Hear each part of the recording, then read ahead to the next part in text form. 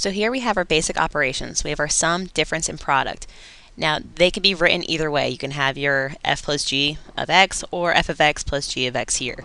So it can be either way. Also, they can choose different letters. Instead of f and g, it could be h and g, it could be a and b. It doesn't really matter. Also, the variables can be different as well. So make sure you can recognize what they're doing in terms of the operation.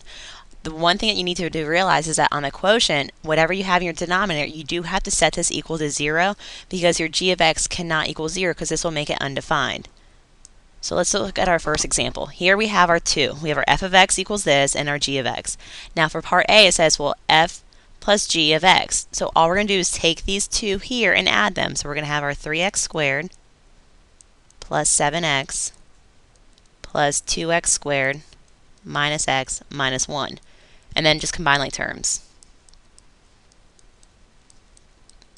And this is your answer. So this is very similar to when we went to polynomials and we were just adding and subtracting. It's just a different form of showing it.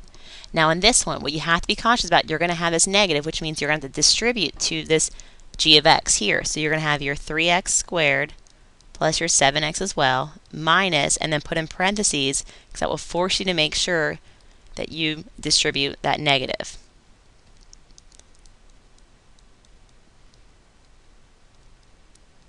So then you have a negative 2x squared plus x plus 1. And then you just have to combine like terms. And then here's your answer as well. So here's your basic adding and subtracting. Now for the multiplying, we'll have our f times our g. And then we can go ahead and FOIL this out. So we have our 3x squared, or cubed, minus 2x squared minus 12x squared plus 8x, and then combine like terms.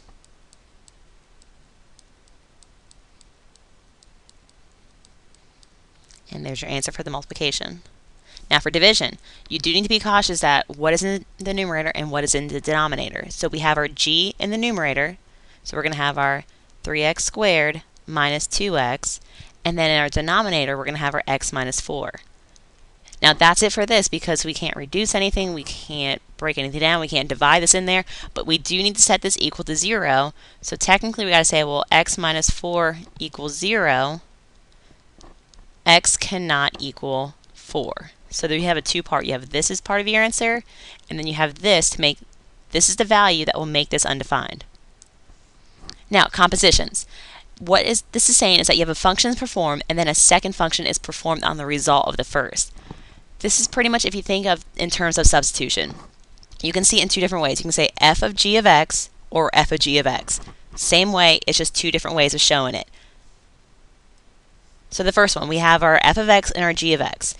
Then we have our f of g of x. What this says is that I'm going to take my g of x here, and I'm going to substitute it into everywhere there's an x in my f of x. So I have into the x squared and the negative x.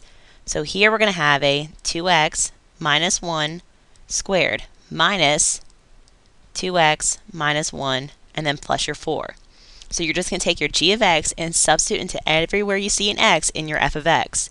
So now we have to go ahead and multiply this out. Go ahead and distribute that negative. And now we have to just combine like terms.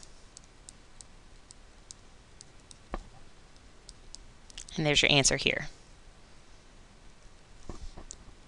Now our next one is that you have your g of f of 3. So since we have this value here, we're actually going to be evaluating for these two terms here. So another way if you want to rewrite this to make sense to what am I actually substituting, you're going to say, well, your g of f of 3. What you want to do is you want to start here. I want to start at f of 3. What that means is everywhere I find an x in my f, I'm going to place it with a 3. So I have a 3 squared minus a 3 plus 4, which is going to give you a 10. Then, now this is now equivalent to 10. So you're going to say, well, g of 10 is going to equal. What that means now is that you're going to take this 10 and place it everywhere there's an x in your g function. So you're going to say, well, 2 times 10 minus 1 is going to give you your 19. So 19 is your final answer.